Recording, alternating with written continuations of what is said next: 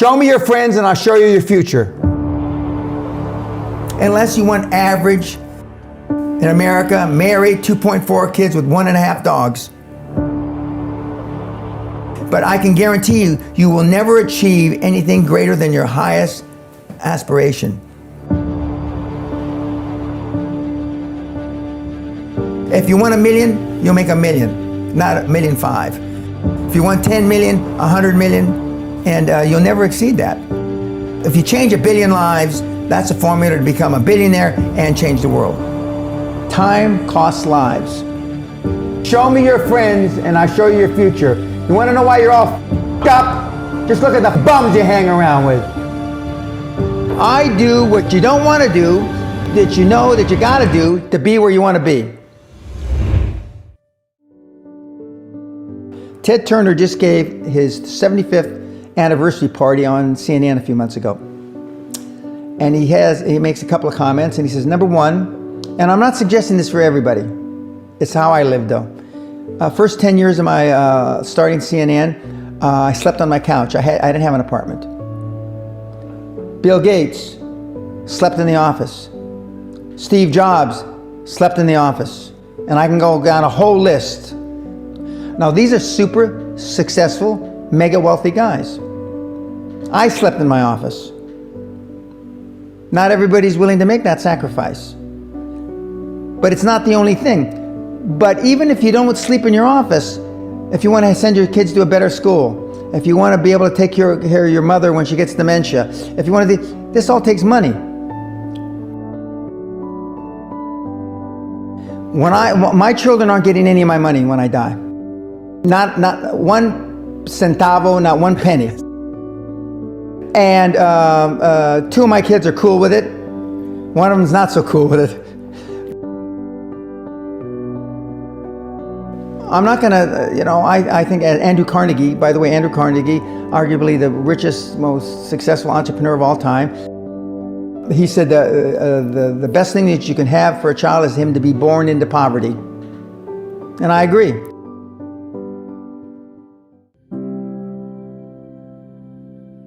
Lack of self-esteem, lack of self-worth. Now they think they have self-worth. They think because they've made a few bucks. But in actuality, and when they measure it against the other 8, 10, 12 people sitting around the table, they realize, or they start to question, hell, maybe I was just lucky. Now, all of us, when you're only a one-trick guy or gal, think, was I lucky? Now, I've done it so many times, I know I wasn't lucky. I might have been lucky the first time, but I haven't been lucky the 15, 20, 40, 50, I know that. Okay. But maybe I was lucky the first time.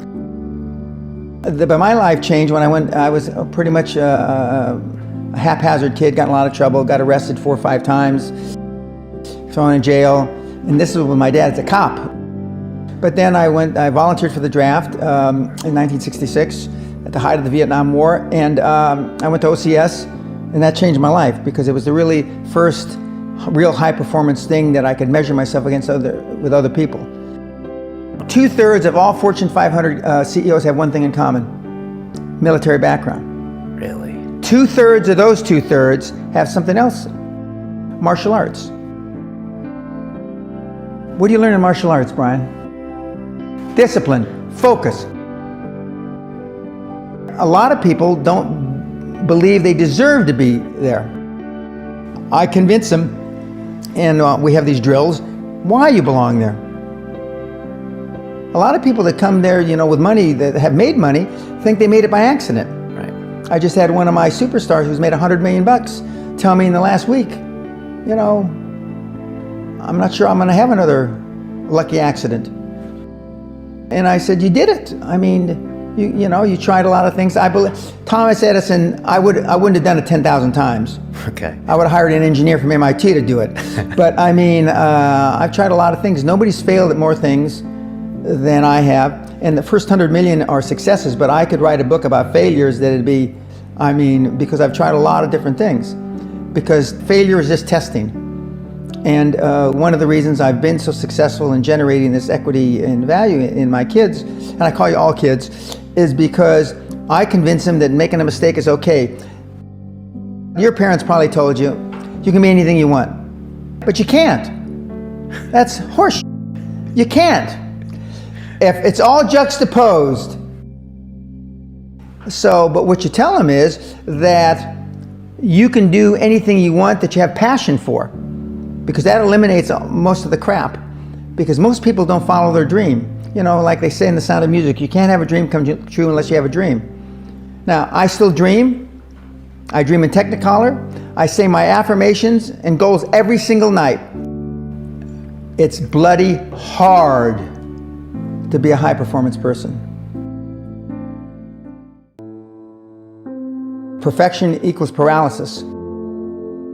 If you left it to engineers, no car would ever come off the assembly line. No car would ever come off the assembly line, and I've been in business with enough engineers, I can attest to that with my hand on my heart. They'd still be trying to make it better. And the internet business is very much the same. The internet kids want to test and test and test, and they want the landing page to be this. Roll it out. The great thing about the internet is your results are instantaneous. If something that I'm overseeing at Concord level, 60,000 feet, doesn't work in 2 days, forget about it, move on. And today at our meeting, now the young kids are, we ran it 3 days, sir, and we closed it down. And they are thinking I'm going to ask why. I said, no, that's fine, next. Because without them making mistakes and without them being allowed to make the decision, they never get any better. And in 95% of the time, I know probably better than they do. We're never going to be able to know everything or have them know everything unless they make some mistakes and get comfortable with making mistakes.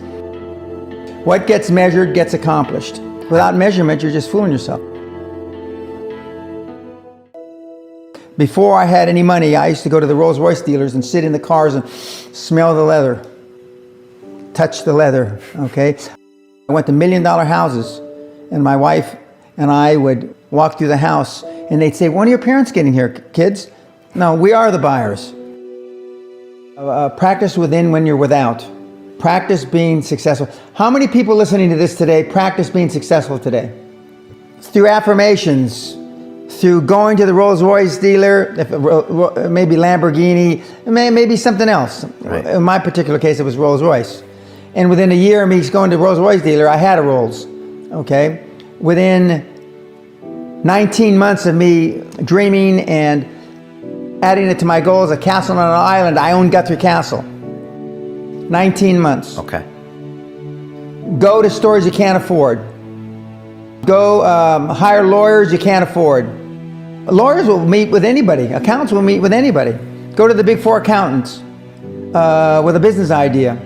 The first couple of meetings are for free. Jettison probably a lot of the people you'll hang around with. If you have poor public speaking skills, join Toastmasters. Do these. If you went to a good school and you're not successful, go to the alumni deals. Okay? I didn't go to a good school. I'm a perfect living example that a lot of trouble as a kid, working class background, my parents, went to just a mediocre university that I flunked out of 3 times before I finally graduated with honors, but and had no money to begin with, $820. So it's all possible, but I devoted myself to feeling successful. I was wearing suits like this before I could afford them. Most people procrastinate because they're unsure, so just do it. And but I've never had a problem just doing it, because one of the things is you learn as a young combat infantry officer is time costs lives. We overanalyze because we're unsure. We don't overanalyze because we are not sure if it'll work or not. We're more worried about, on the emotional side, it embarrassing us.